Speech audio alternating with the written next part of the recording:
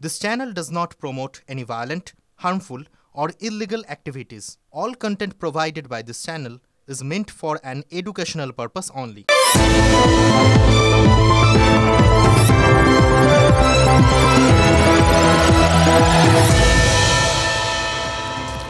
বাঙালি কুড়ে, বাঙালি আড্ডাবাজ, বাঙালি রাজনীতি প্রিয়, খালি পলিটিক্স করে, মানে ইন জেনারেল বাঙালিকে যে বিভিন্ন অ্যাঙ্গেলগুলোর থেকে দেখা হয় তার মধ্যে এগুলোই সব থেকে বেশি পপুলার আর কি। সব বাঙালিকে হরে ধরে মুড়ি মিছরির এক দরের মতো করে বিচার করতে দেখেছি আমরা। অনেকেই করেন, ভিন রাজ্যের লোকেরা তো বটেই, আমরাও কি করি না, আমরাও এরকমই করি। কিন্তু এই মুড়ি মিছরির এক দর, এটা কি শুধু বাঙালিদের বিচার করার ক্ষেত্রে? এটা এসএসসি করে না? এসএসসি এই যে দুর্নীতিতে জড়িয়ে গেল গোটা ব্যাপারটা, এই যে এতগুলো মানুষের চাকরি বাকরি গেল, এই চাকরি দুর্নীতির তদন্তে কি দিনের শেষে এই মুড়ি মিছরির একদর হয়ে গেল না? এসএসসির জন্যই তো হলো। চালের মধ্যে খুদ খুঁজে বের করার বদলে খুদ সমেত পুরো চালটাই বাদের খাতায় চলে গেল। দেখুন, 25,753 জনের নাম ছিল ওই 2016 প্যানেলে, যার মধ্যে 22,000 জন চাকরিতে জয়েন করেন। এবার সেই পুরো প্যানেলটা বাতিল, চাকরি গেছে 22,000 জনের।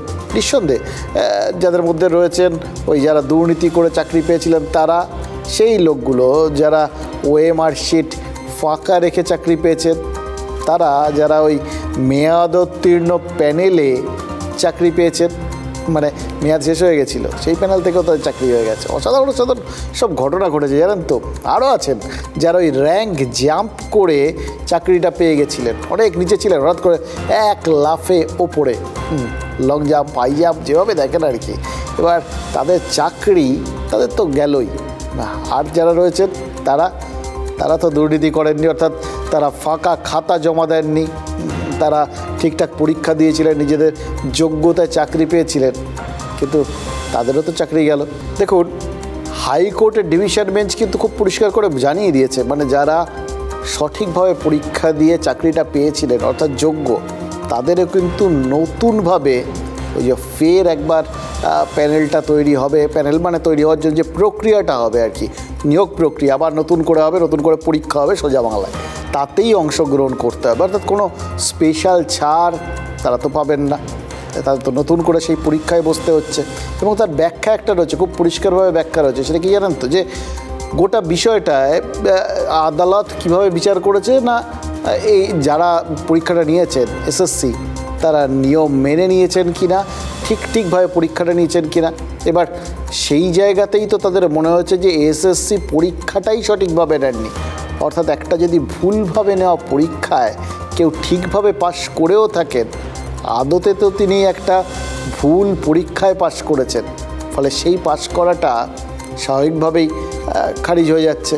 অর্থাৎ নতুন করে সবাইকে পরীক্ষায় বসতে হবে। হ্যাঁ, পরীক্ষায় বসে, এবং তার মধ্যে কি যাদের বয়সের মধ্যে টপকে যাবে না তারা বসতে পারবেন এই নতুন নিয়োগ প্রক্রিয়ায় পরীক্ষার মধ্যে, এবং তাদের মধ্যে যারা এবার যোগ্য বলে প্রমাণিত হবেন তারা ফের চাকরি পাবেন। এবার ধরে নিলাম যে যারা যোগ্য তাদের মধ্যে অনেকেই হয়তো ফের একবার তারা নিজেদের যোগ্যতার প্রমাণ দিতে পারবেন। যারা দিতে পারবেন না তারা, বা যারা যোগ্যতার প্রমাণ দেবেন তাদেরও তো এই যে মাঝের সময়টা, এই সময়টা প্রাণান্তকর মানসিক চাপ নিয়ে বাঁচতে হবে। সেই চাপটা কি?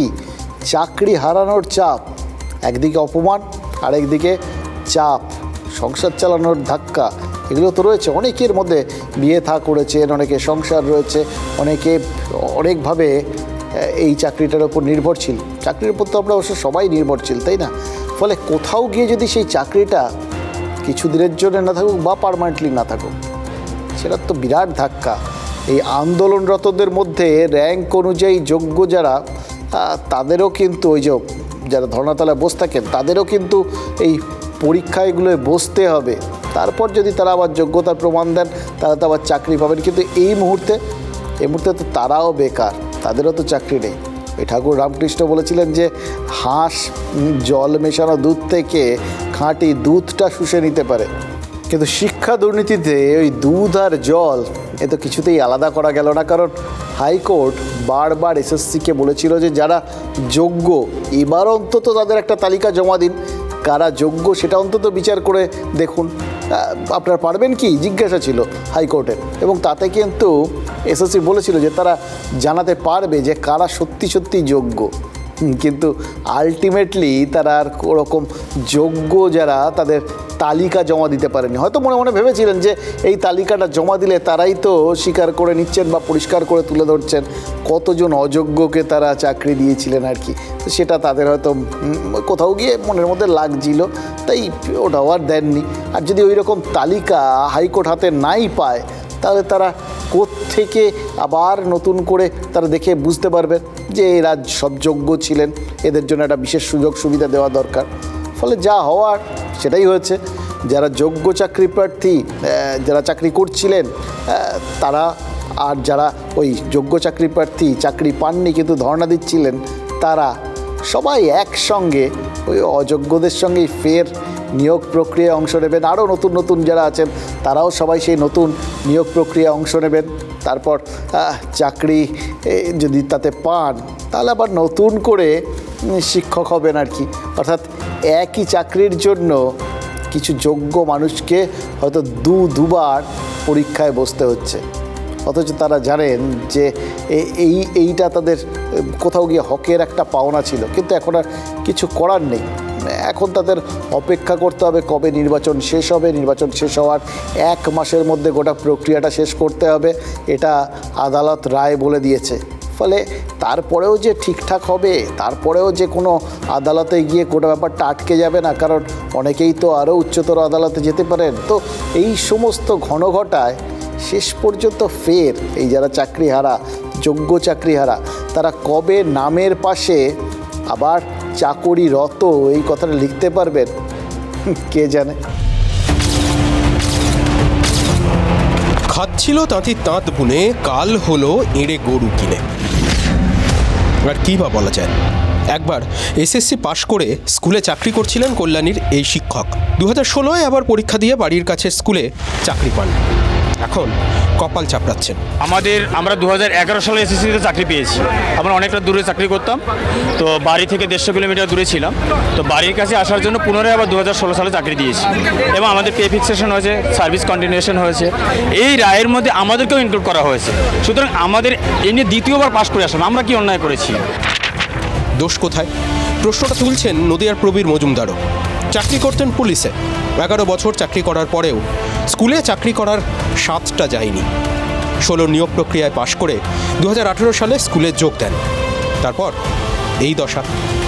প্রত্যেকটা মানুষের একটা ইচ্ছা থাকে, মনের সুপ্ত ইচ্ছা হয়। আমি চেষ্টা করতাম, বিভিন্ন ডিউটির মধ্যে অনেক পড়াশোনা করেছি, জানিনি পুলিশের ডিউটি কেমন হতে পারে। ওই চাকরিটা ছেড়ে দিয়ে এই চাকরি জয়েন করলাম। আজকে তো আপনারা দেখতেই পাচ্ছেন, কালকে কোর্টের রায়ের পরে, মহামান্য কোর্টের রায়ের পরে আজকে আমাদের এই অবস্থা। কেন্দ্রের চাকরিতে ডিএ বেশি, তাও কেন্দ্রীয় বিদ্যালয়ের চাকরি ছেড়ে 2016-এ এসএসসিতে বসেছিলেন মেদিনীপুরের বিপ্লব সাউ। শুধুমাত্র বাড়ির কাছে চাকরি করবেন বলে, পরিবারের সঙ্গে থাকবেন বলে। সেন্ট্রাল গভর্নমেন্টের জব পাই হায়দ্রাবাদে, কেবিতে, কেন্দ্রীয় বিদ্যালয়ে। তো আমি ওখানে জব ছেড়ে, আমার যেহেতু বাড়ি এখানে, আমি ওয়েস্ট বেঙ্গলের ছেলে, তাই আমি এখানেই প্রেফার করি যে বাড়ির সামনে থাকবো, আমি ফ্যামিলি সবাইকে নিয়ে থাকতে পারবো বাড়ির কাছে। আমরা তো পথে এসে দাঁড়িয়েছি, ঠিক আছে। আমার ওখানেও জব হারা, এখানেও জব হারা। আমার এজ এখন 35, আমি এরপরে কোন জবে যাব এখন? অসাধুদের জন্য কেন যোগ্যদেরও ভুগতে হবে? প্রশ্ন করছেন চাকরিহারা প্রবীর বিপ্লব। পুলিশের কোনো ছুটি হয় না, তাই 12 মাস ডিউটি করে 14 মাসের বেতন পান পুলিশেরা। আর পুলিশ কর্মীদের মধ্যে যারা মেধাবী অথবা আত্মবিশ্বাসী, তারা অন্য সরকারি চাকরির চেষ্টা চালিয়ে যান। এবারই দিল্লি পুলিশের কনস্টেবল রাম ভজন কুমার চাকরি ছেড়ে ইউপিএসসি ক্লিয়ার করেছেন। আবার ছুটির মোহে অনেকেই পুলিশ বা এই ধরনের পেশাগুলো ছেড়ে শিক্ষকতার দিকে একটুখানি ঝুঁকে পড়েন আর কি। নদিয়ার প্রবীর মজুমদার বলছেন তিনি স্বপ্নের পেশাকে তাড়া করেছিলেন, সেই পেশায় সুযোগ পেয়ে পুলিশের চাকরি ছেড়েছিলেন। তার ছুটিটা তো আপাতত অনন্ত হয়ে গেল। আইনজীবী ফিরদৌস শামীম বলছেন যে আদালত, রাজ্য সরকার থেকে শুরু করে স্কুল সার্ভিস কমিশন সবাইকে বলেছিলেন এই যোগ্যদের বেছে দিতে, যারা সৎভাবে চাকরি পেয়েছেন তাদের বেছে দিতে, কিন্তু কেউ নাকি কথা শোনেনি। শুধু একটা এসএসসি অসম্পূর্ণ তালিকা জমা দিয়েছিল, কারা যোগ্য সেটা তার মধ্যে কোথাও ছিল না আর কি। অর্থাৎ কারা জালি করে চাকরিটা পেয়েছেন, জালিয়াত, সেটাও বলেনি, যার ফলে কারা যোগ্য সেটাও বলতে পারেনি। কোনো একটা দিক থেকে হলে তো বাকিটা বোঝা যেত যে এতজন জালিয়াতি করে তারা চাকরি পেয়েছেন, তাহলে বোঝা যেত যে এরা সব যোগ্য, এরা যথার্থ। আবার এদিকটা যদি দেওয়া যেত তাহলে বোঝা যেত বাকিরাও যোগ্য। এই ঝুঁকিতে না গিয়ে এই বললাম, সেই জন্যই বোধহয় একটা অসম্পূর্ণ তালিকা জমা পড়েছে এবং তার ফলে কত মানুষের স্বপ্নভঙ্গ হলো, বুঝতে পারলেন তো? এসএসসির দোষে আজকে পথে বসতে বাধ্য হয়েছে। সুপ্রিম কোর্টে একরকম হলফনামা দিচ্ছে, একক বেঞ্চে একরকম হলফনামা দিচ্ছে, আবার এখানে কি করছে ডিভিশন বেঞ্চে আলাদা হলফনামা দিচ্ছে। এটা সরকারের পুরো সদিচ্ছার অভাব হয়েছে, যাতে সবাইকে পথে বসতে হয়। এটা কি হচ্ছে সরকারের? এইটা আমরা কি মানবিক মুখ্যমন্ত্রী দেখতে পাচ্ছি, নির্লজ্জ মুখ্যমন্ত্রী। তারা চাইলে যে কোনো রেকমেন্ডেশন লেটার উইথড্র বা ক্যান্সেল করতে পারেন, রুলসে নির্দিষ্টভাবে বলা আছে, কেন ইনভক করেননি? আজকে ইন্টারভিউ দিয়ে বলছেন যে 5,000 জনের জন্য বাকি জনের কেন চাকরি যাবে। আচ্ছা, আপনি কি সেই বাকি জন কারা আইডেন্টিফাই করে দিয়েছেন? এই যে যতগুলো শূন্যপদ তার থেকে এক্সেস অ্যাপয়েন্টমেন্ট পেয়েছে, তারা কারা আইডেন্টিফাই করে দিয়েছেন? একটা এভিডেন্স এনে দেখান তো। কারণ আমরা এটা মেনে নিতে পারছি না, কারণ 19,000কে সৎকে বলি দিয়ে 5,000 ওষুধকে বাঁচানোর জন্য এটা কোনো জায়গা থেকে মেনে নেওয়া যায় না।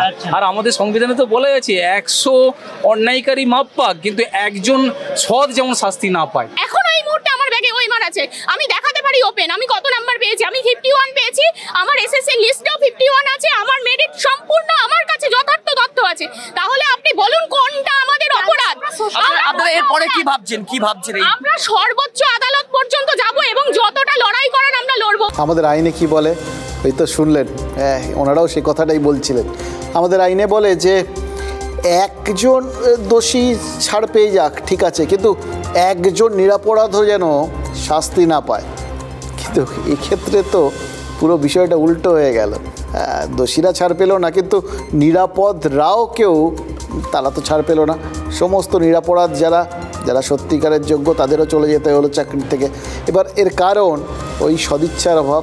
পরিষ্কার তো বোঝা যাচ্ছে যে যেখানটায় দাঁড়িয়ে কোথাও গিয়ে কেউ পরিষ্কার করে বলেননি, এখন সবাই কাঁদছেন, অনেকে বলছেন এখন সমস্ত জিনিসটা দেখে দেওয়া হচ্ছে। কেন দেখে দেওয়া হচ্ছে?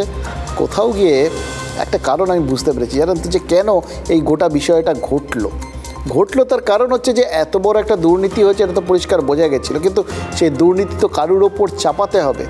চাপানোর জায়গা খুঁজে পাওয়া যাচ্ছিল না। এতদিনে একটা চাপানোর জায়গা খুঁজে পাওয়া গেছে।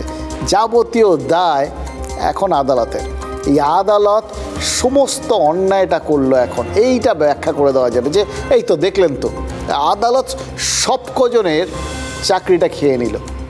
এই একজনকে, ওই যত দোষ নন্দ ঘোষ, এই নন্দ ঘোষকে খুঁজে বার করার জন্যই কিন্তু এতদিন ধরে এই যাবতীয় যে ঘুঁটিগুলো চালা হয়েছে না, সমস্ত ক্ষেত্রটা প্রস্তুত করা হয়েছে না, সেটা এই জন্যে। খেয়াল করে দেখুন, এই যখন ওই অসংখ্য মানুষ আবাসের জন্য যে টাকা এসেছিল সেই টাকা পাননি, বা সেই টাকা অন্য কেউ পেয়ে গেছেন, আবাসের যাদের ছাদহীন তাদের জন্য টাকা এসেছিল, সেই টাকায় অট্টালিকা তুলে ফেলেছেন কেউ 100 দিনের টাকা একজনের বদলে অন্যজনের অ্যাকাউন্টে ঢুকেছে। এরকম হরেক রকম দুর্নীতি হয়েছিল। অথচ তার ফল কী হয়েছিল? আলটিমেটলি যখন সেগুলোর হিসেব পাওয়া যাচ্ছে না বলে কেন্দ্র টাকা দেওয়াটা বন্ধ করলো, ঠিক তক্ষুনি এই প্রচারটা শুরু করা গেল যে বঞ্চনার বিষয় ছিল এর মধ্যে, কেন্দ্র বঞ্চনা করছে, এখানকার মানুষকে বঞ্চনা করছে, তার জন্যে সাধারণ মানুষদের ক্ষতি হচ্ছে। এই প্রচারটা কিন্তু কাজে দেয়, কারণ মানুষ ওই আলটিমেট জিনিসটা দেখে এবং মানুষ একজনকে খোঁজে যে দায়ী। এক্ষেত্রে কেন্দ্র দায়ী হয়ে গেছিল। কেন কেন্দ্র দায়ী হলো সেটা দেখার কথা কেউ ভাবে না কখনো, এন্ড রেজাল্টটা সবাই দেখে না। এক্ষেত্রেও তাই। কেন এতদিন ধরে কেন্দ্রীয় সরকার যতই যা কিছু করুন হিসেবগুলো জমা দেয়নি, কেউ বলেননি। আর এক্ষেত্রেও কেন এতদিন ধরে হাইকোর্ট বারবার বলা সত্ত্বেও অ্যাটলিস্ট যে কোনো একটা তালিকা, এরা সম্পূর্ণ অন্যায় করেছেন এরকম একটা তালিকা, অথবা এরা সম্পূর্ণ যোগ্য এরকম একটা তালিকা, এটা তো দেওয়া হয়নি। এখন যখন সেটা না পাওয়ার ফলে ওই প্রসেসটাকে ধরেই সবটা বাতিল করে দেওয়া হলো, তখন কিন্তু দায়ী খুঁজে পাওয়া গেছে আদালত। মমতা বন্দ্যোপাধ্যায় কি বলেছিলেন, একজনেরও চাকরি যেতে দেবেন না, এবং যার জন্য সুপার নিউমেরারি পোস্ট তৈরি করেছিল রাজ্য সরকার। কোর্ট তো বলে দিয়েছে সেটাও বেআইনি এবং সেটারও তদন্ত করবে সিবিআই। দেখুন, সে সময় থেকেই কিন্তু এই প্রশ্নটা উঠেছিল যে সুপার নিউমেরারি পোস্ট কেন তৈরি হচ্ছে। সুপার নিউমেরারি পোস্ট তৈরি হচ্ছে এই জন্য যে থাক না, ওই তখনই বলেছিলেন যে কারোর চাকরি যাক এটা তিনি চান না, সুতরাং যারা যা পেয়ে গেছে থাক, যেরমভাবে পেয়েছে থাক। ওই ঠিক আছে, কিছু লোক তো এরকম চাকরি পেয়ে গেছে বলে প্রশ্ন উঠছে, আর বাড়তি কিছু পোস্ট ক্রিয়েট করে দেওয়া হচ্ছে। এই তো সুপার নিউমেরারি পোস্ট তৈরি করার পেছনের চিন্তা ভাবনাটা ছিল। এবার দুর্নীতির বিষয়টা এক্সপোজ হয়ে যাওয়ার পরেও সেটার সুরাহা না করা এবং ওই দুধ আর জল আলাদা করার চেষ্টা না করা, উল্টে কোনোভাবে ধামাচাপা দেওয়ার চেষ্টা এবং গোঁজা মিল দিয়ে গোটা বিষয়টাকে সামলানোর চেষ্টা, তারই তো ফল হচ্ছে আজকে এই জায়গায় গিয়ে পৌঁছে যাওয়া। আজকে কিন্তু সিবিআইকে আদালত এটা বলেছে যে খুঁজে দেখা কি করে কে এই সুপার নিউমেরারি পোস্টের মতো একটা অন্যায় বিষয়ের কথা ভাবতে পেরেছে এবং পেছনে কারা কারা আছে তদন্ত করতে বলেছে, এবং বলেছে প্রয়োজনে কাউকে হেফাজতেও নিতে হবে। আমি শুধু একটা জিনিসই ভাবছিলাম, জানেন তো, যে এই সুপার নিউমেরারি পোস্ট এটা তো ক্যাবিনেটে পাস হওয়া জিনিস, এর পেছনে অনেকগুলো 2-3টে দফতর ঘুরে তবে গিয়ে কোনো একটা পোস্ট তৈরির মতো সিদ্ধান্ত হয়। এবার সিবিআই যদি টানতে শুরু করে, কাকে কাকে টানবে বলুন তো? বড় প্রশ্ন। কিন্তু দেখুন, টানাটানির ব্যাপারটা অবশ্য চলছে, এই গোটা বিষয়টাই সেই কবে থেকে মামলা মোকদ্দমাগুলো পরপর আপন মনে চলতে দেওয়া হয়েছে অ্যাকচুয়ালি, এবং তারপর সেটাকে নিয়ে টানতে টানতে বিভিন্ন আইনি জটিলতা তৈরি হয়েছে, আর রাজনৈতিক চাপানুতর চলেছে। নিম্ন আদালত থেকে হাইকোর্ট, সিঙ্গেল বেঞ্চ থেকে ডিভিশন বেঞ্চ, সেখান থেকে সুপ্রিম কোর্ট ঘুরে আবার হাইকোর্ট, এই তো গোল চক্র আকারে ঘুরেছে আর কি, গোল গোল করে। এবং খেয়াল করে দেখুন যে এর পরেও যখন এই সুপ্রিম কোর্ট ফেরত পাঠিয়ে দিয়েছে ডিভিশন বেঞ্চে, তারা একটা সিদ্ধান্ত দিয়েছে, তারপরেও এসএসসি বলছে সুপ্রিম কোর্টে যাবে। অর্থাৎ কারুর কথা তারা কিছুতেই বিশ্বাস করতে রাজি নন, গোটা প্রক্রিয়াটা সম্পূর্ণ করার ক্ষেত্রে আগ্রহী নন, শুধু চাইছেন গোটা বিষয়টাকে টানতে টানতে কতটা বাড়িয়ে দেওয়া যাক এবং তার মাঝখান থেকে নিজেদের দায়টা এড়িয়ে যাওয়া যাক।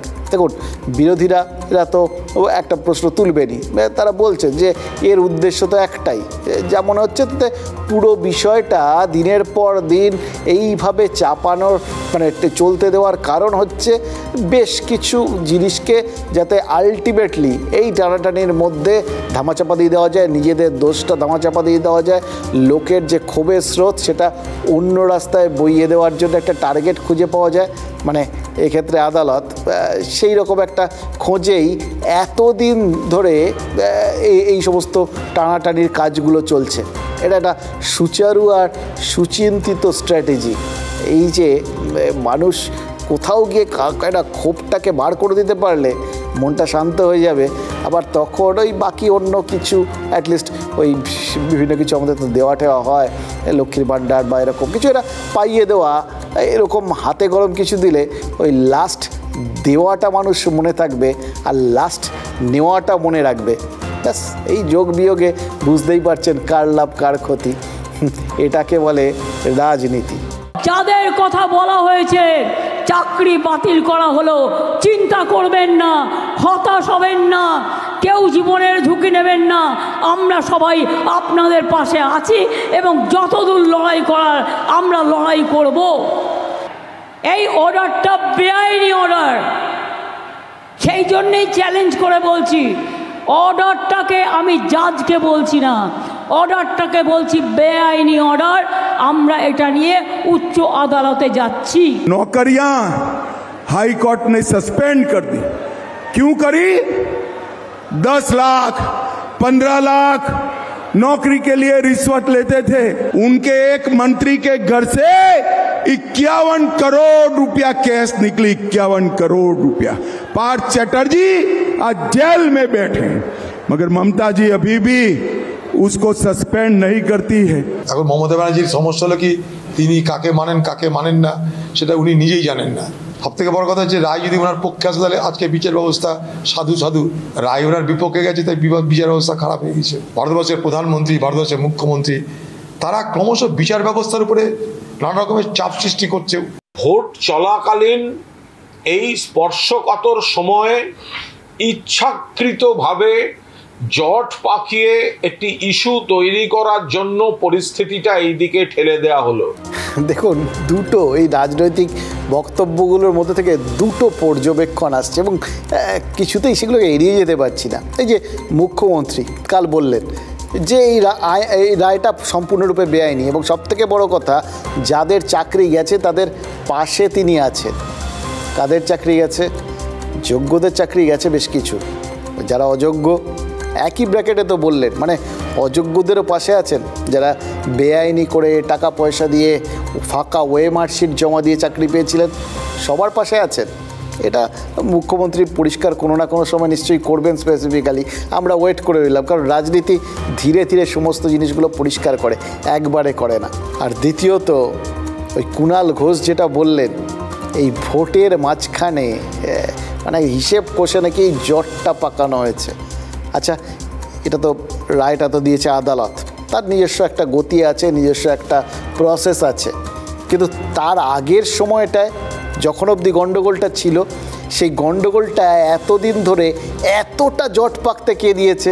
তখনই যদি জটটা খোলার চেষ্টা হতো তাহলে তো আজকের দিনে এসে এই বিষয়গুলো দাঁড়াতো না, জটটাকে এখন মানে এরকম মানে বিতর্কিত লাগতো না। তখন তো সমস্ত জিনিসটা আগেই দুধকে দুধ পানি কা পানি হয়ে গেলে কারোর কোনো প্রবলেম থাকতো না। এবং ভাবুন, এই যে আদালত যেটা বলেছে সেটা কি পরিমাণ আমাদের বাঙালিদের সঙ্গে একটা অদ্ভুত সামঞ্জস্যপূর্ণ। আমাদের এটা তো পুরো খাদ্যদ্রব্যের মতো আর কি, মানে যে যার মতো বিভিন্ন রকমভাবে খেয়ে গেছে আর কি এই গোটা চাকরির বিষয়গুলোর থেকে, চাকরি দেওয়ার নাম করে আর কি।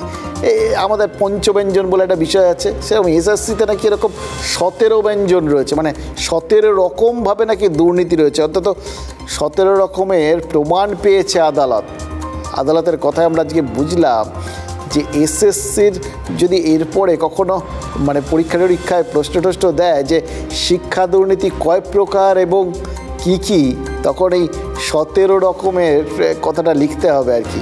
দুর্নীতি, এসএসসির দুর্নীতি 17 রকমের, এবং সেগুলো এগুলো ভবিষ্যতে হয়তো যারা বিভিন্ন পরীক্ষা দেবেন পাবলিক সার্ভিস কমিশনের, তাদের এই বিষয়গুলো মাথায় রাখতে হবে। অথবা এরমভাবেও দেখতে পারি, শিক্ষা দুর্নীতির থালি ভবিষ্যতে এত সুন্দরভাবে পরিপাটি করে পরিবেশন করা হলো, এত 17 ব্যঞ্জন পদ দিয়ে, অথচ কি সুচারুভাবে হলো, কেউ কিছু টের পেলেন না, সত্যিই কেউ কিছু টের পাননি। এতগুলো পদ তৈরি হয়েছে, এরকম করে সাজানো হয়েছে থালা, থামানোর চেষ্টা করেননি কেউ, সামলানোর চেষ্টা করেননি। এই যে দুর্নীতির 17 কলা কাদের জন্য পূরণ হলো? গতকাল আমাদের কথায় কথা জানা বললেই নয়, সেই বিতর্ক সভায় এসে কুণাল ঘোষ এবং শশী পাঁজা বলেছেন যে তারা দুর্নীতিকে আড়াল করছেন না।